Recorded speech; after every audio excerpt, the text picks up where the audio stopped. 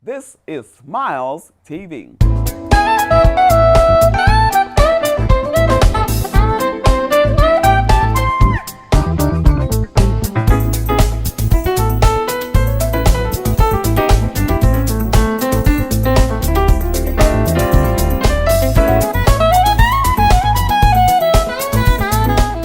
Welcome to Smiles TV. I'm Stephanie Anthony Miles, and we're taking smiles across the world. Let's zoom over to Nigeria to chat with Olutosin.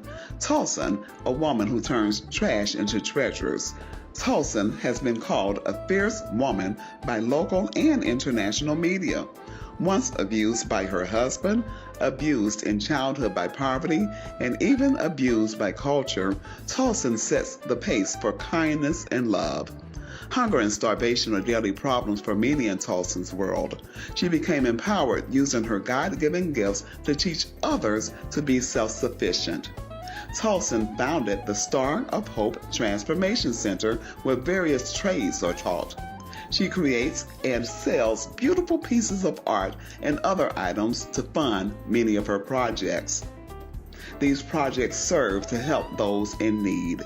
This woman, Tosin, a fierce woman, is an example to all of us that one person can make a difference.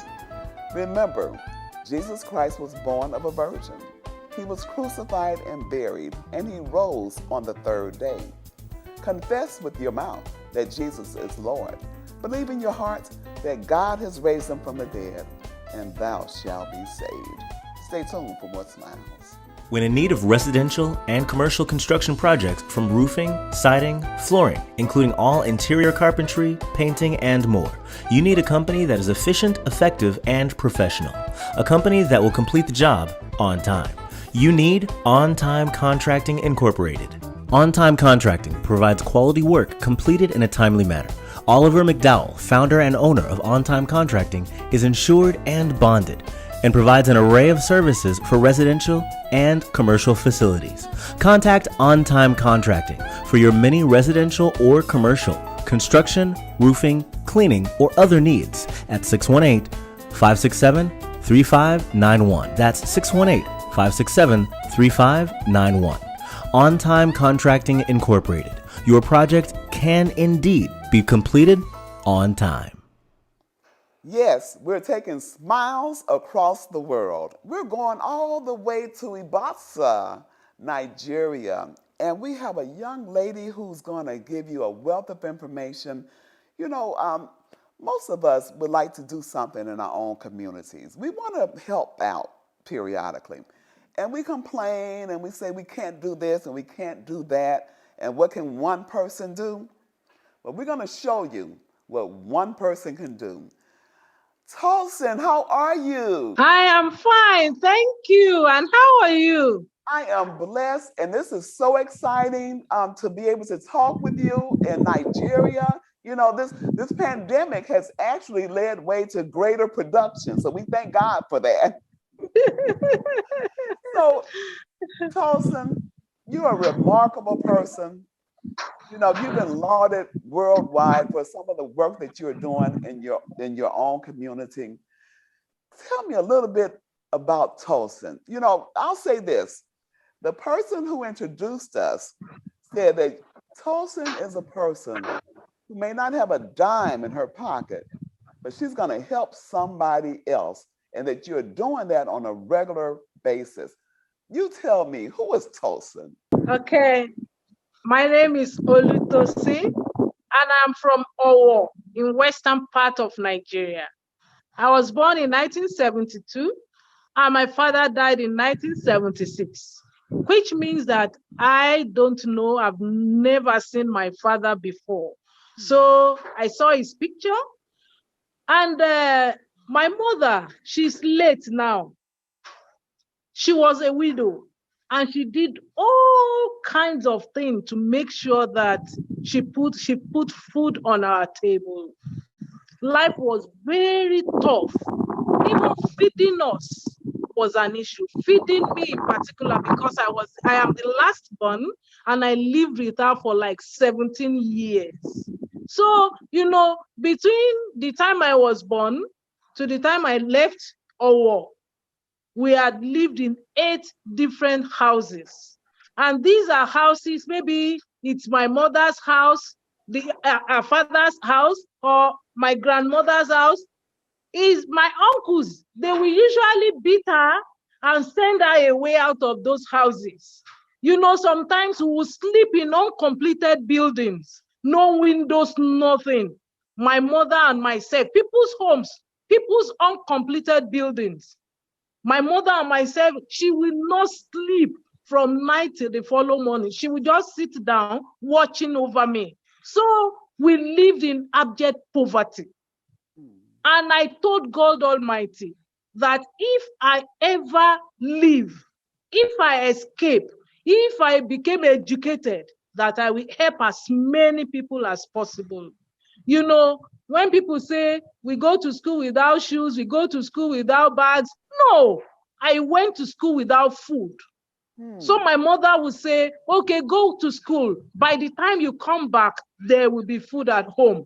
I will go to school at 7 o'clock, close at 5 p.m. with nothing. And I will never breathe it out. I will never tell anybody that I was hungry or I was without food.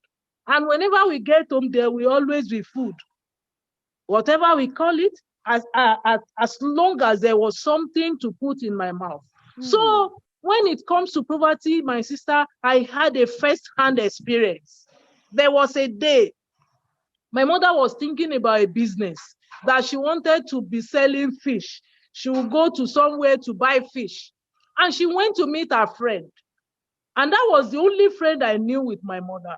And my mother told her, please, will you please give me some money to start fish business? Do you know what she said? She said, sell your bed to me.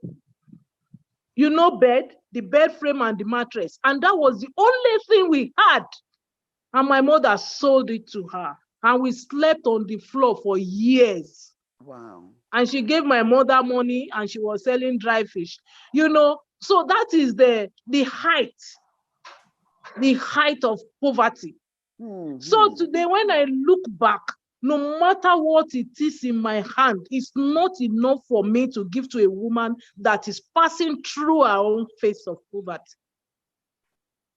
Wow. Well, and you know what's so, awesome? you know, also we have this uncle. The uncle preferred my elder sister. So my elder sister follows him to his farm. Every Christmas, he will buy a dress for my elder sister. I didn't have Christmas dress. So my sister will always give me the Christmas dress of last year. And I will be waiting for this dress. While she receives a new one, she gives me her old dress. Do you understand now? So it's as bad as that. Wow. So if I have anything, I believe it is given by God. So if God gives it to me, He will give me another one. I don't have a dime in my account. I don't keep money there. I have accounts, I don't save. I don't. Because what I save is what is enough to change somebody's life. Why should I keep it in a bank when it can transform somebody's life? So if she tells you that I don't have a dime, I don't keep anything. It is given, it must be given out. That is my philosophy.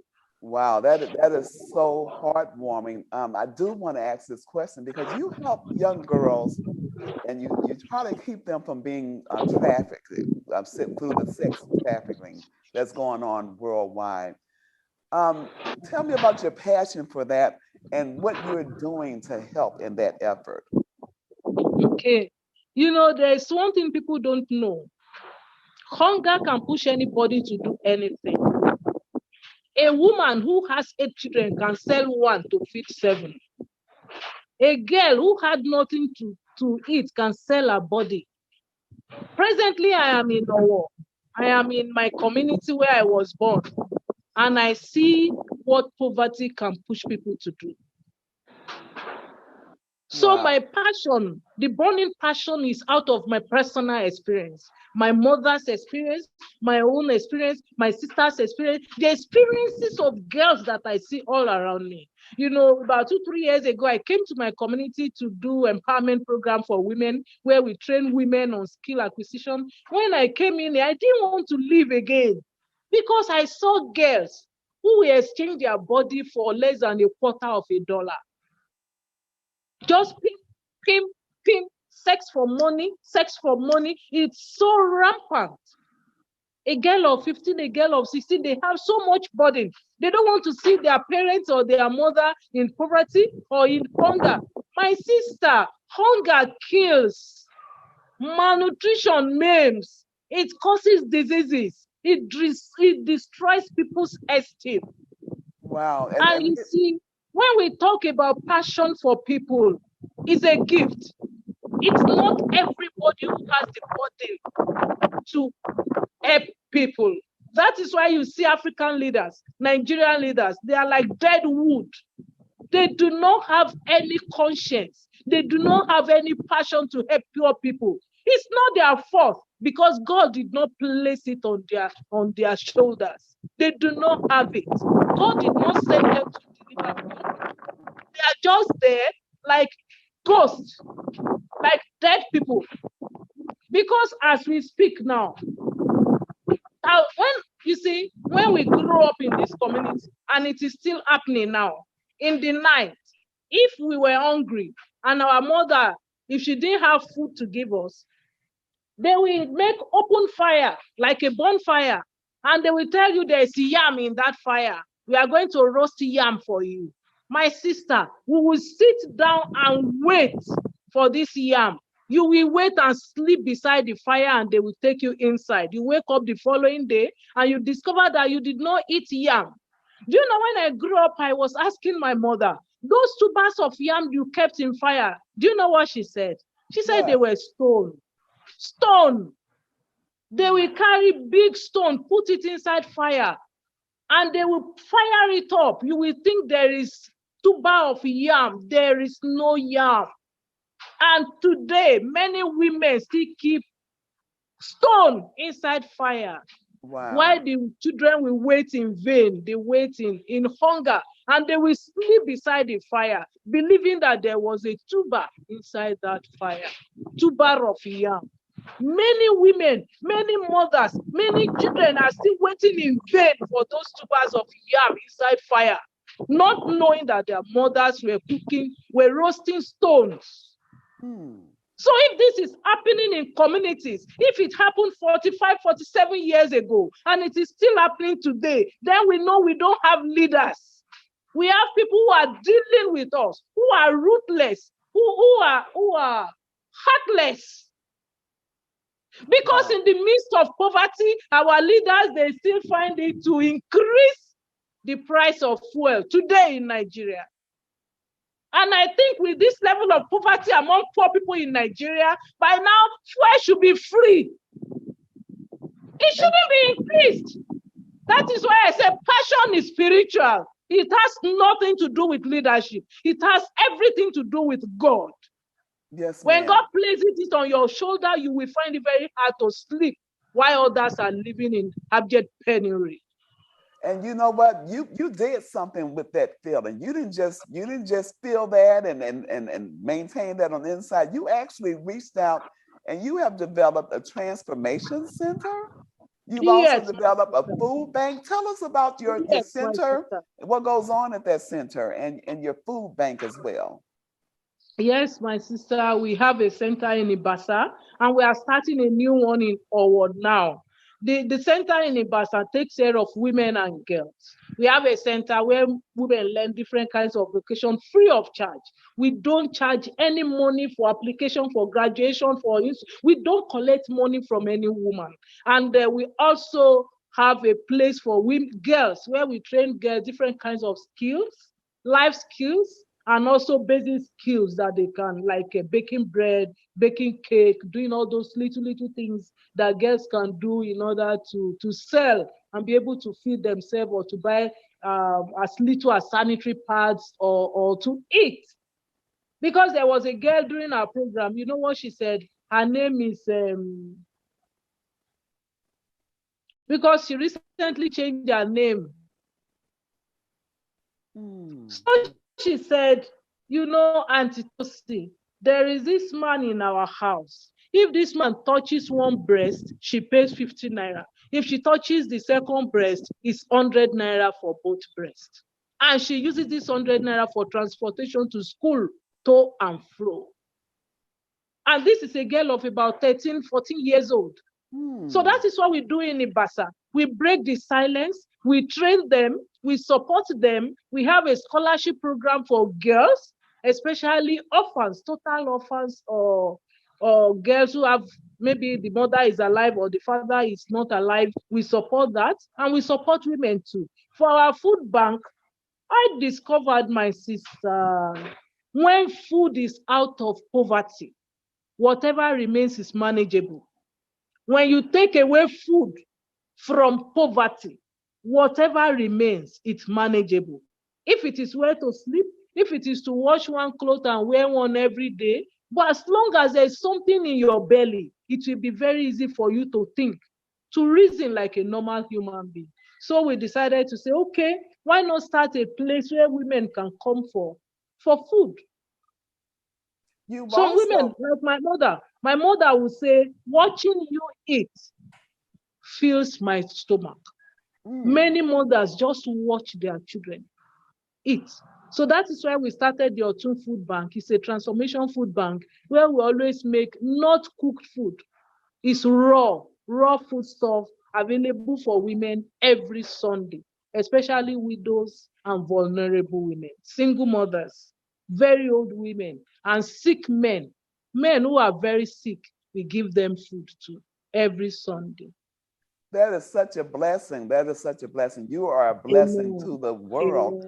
Also, you just recently were able to purchase some land.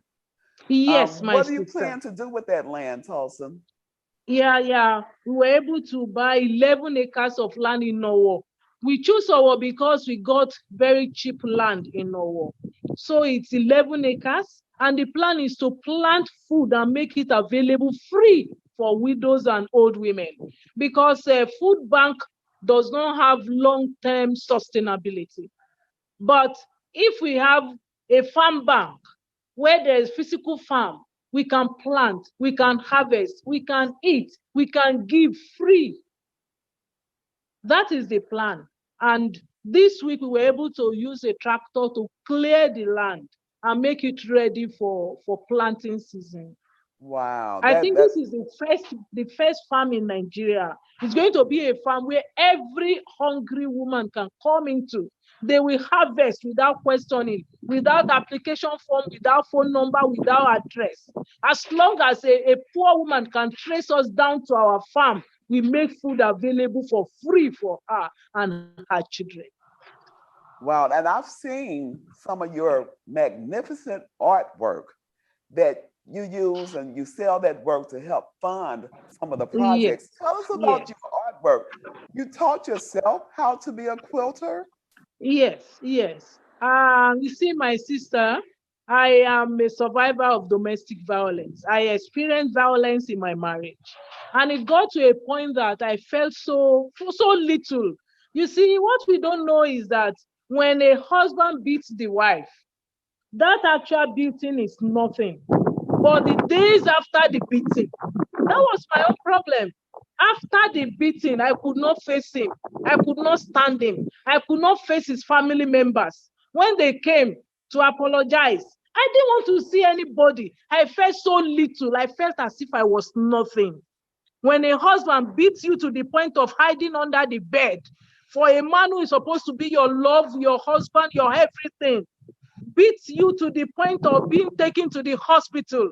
So when I came back, I just felt, no, we can't continue like this. You can't treat me like a princess yesterday, and today you are kicking me like trash. You can only kick trash with your foot. You don't kick your lovers like that. I felt like trash, Sister Me. I felt like trash. I felt like ending my life. I was so ashamed of myself. And that feeling of trash was why I began to use trash to make beautiful things. Oh, yeah, you have something that's called Tolson's Treasures, where you turn, like you said, what others may consider to be trash, you turn it into beautiful artwork. And we have some pictures we're going to be showing of some of your work. And some of those your quilts are huge. I mean, they're almost as tall as you are. I've seen you standing by some of them. They're almost as tall as you. If anybody wants to help you in your efforts, what can they do? How can they make contact with you? I always say, people can say she's begging, she's begging. I don't beg for myself. I don't beg for myself because I have very good sisters on Walpole who support me personally. So I don't need clothes. I don't need shoes. I don't need phones. I don't need wristwatches. They give me all these things free of charge. All I want is people to support the girls that we are supporting in Ibasa. Okay. I want to replicate the same in our work. And I want people to buy what I am doing. If you buy my artwork, it will be easy for me to support as many girls as possible. And with this farm, I've never seen a free farm for women in my life. A free farm for women is just a dream. And now it's coming into reality. I've never seen anybody, even a government in Nigeria. So I want people to support me to build this farm and make this dream a reality. We have 11 acres. We can buy more. And land is cheap here in Owo. I want the farm to take off. I want women to know that there is a place we can go to where man will not ask for sex in exchange for foodstuff.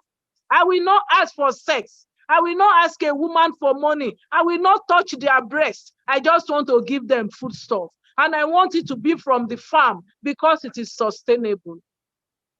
Wow, and when I do it, I believe there are more women out there who will want to start free farm for women in their different communities. I want the world to support me to make this possible and let people know that it is possible to support people even when you are poor, if people can support you. You are a godsend. We thank God for you. You are an example for not just Nigeria, but for the world. And that's why here in the United States, I wanted to be able to show you and let people hear your heart and your passion and the things that you're doing with no money. No money. No money. And you're blessing so many people. And I think you have a great idea of replicating what you're doing throughout the world. We need to know you, Tolson. We're glad. And I can't wait till you come to the United States so I can actually meet you in person. Yes. Real quickly, tell us about the World Pulse organization that you mentioned. Okay. I joined World Pulse about 11 years ago when I was at the verge of suicide.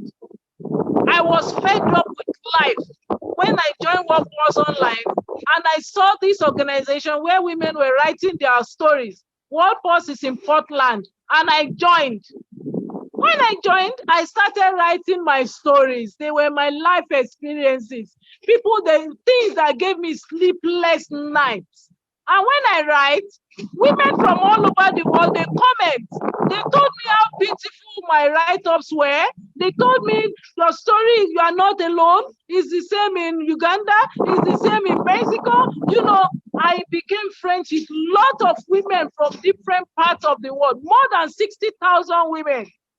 And before I know it, these women started supporting me. They started supporting me. They started inviting me to speak at their programs, and they just don't invite me. They pay. They pay for my tickets. They support me, support my project. They put word for me. And when there are opportunities around the world, they will tell me, Olutosin, apply for this. There is scholarship. They will pay for your ticket. Olutosin, apply for this training here and there. And I began to attend training. And, I don't see myself as a poor woman again. I see myself as a woman who is rich in sisters and brothers. Lot of beautiful support from people around the world. Well, we think you're beautiful and we thank God for you. Is there anything else you would like to share to our viewing audience that we didn't get a chance to talk about? One thing I didn't say is, you were talking about your education and you went really far. Tell us about your education real quickly. Okay. I schooled in Owo. in primary and secondary school in Owo. Then from there, I went to the University of Lagos. I studied English language, and it was very easy then because it was like free education. So after my master's degree, I was able to attend many trainings in India, in South Africa, in America, in Canada, in Sweden, in Germany, many countries, and it was free. They always invite me, they give me scholarship, and they train me for free. Well, we thank God for you, and we're going to make sure that this broadcast goes far and wide. We pray that God would help us in that effort, and we pray that He continue to strengthen you in all that you're doing, and that He protect you and the whole land where you are. Amen. And you too. God bless you and God keep you. I'm going to have to go and sign off now, and I want to thank you again, Tolson. Much love to you. Love you, sister. Love you. Okay. Love you more. I want to thank our viewing audience for watching us. We were talking to Tosin, who works in Ibasa in Nigeria, and keep in touch with her and say some prayers for her. She says she doesn't really want any money or anything. She needs support. They need food. They need items for building and things of that nature.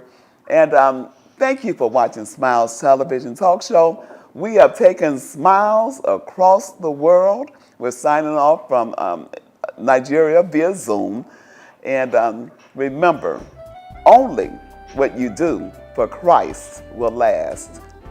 Jesus is the Lord be magnified. Keep smiling. You look better when you smile.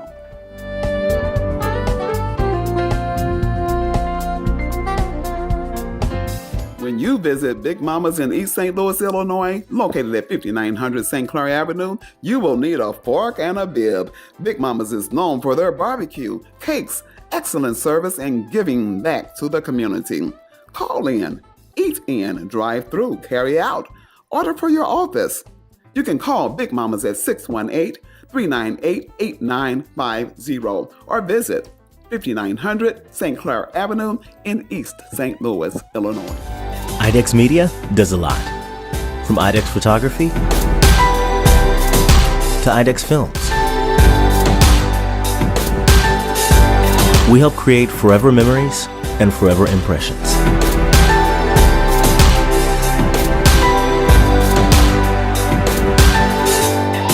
Imagination, image a world.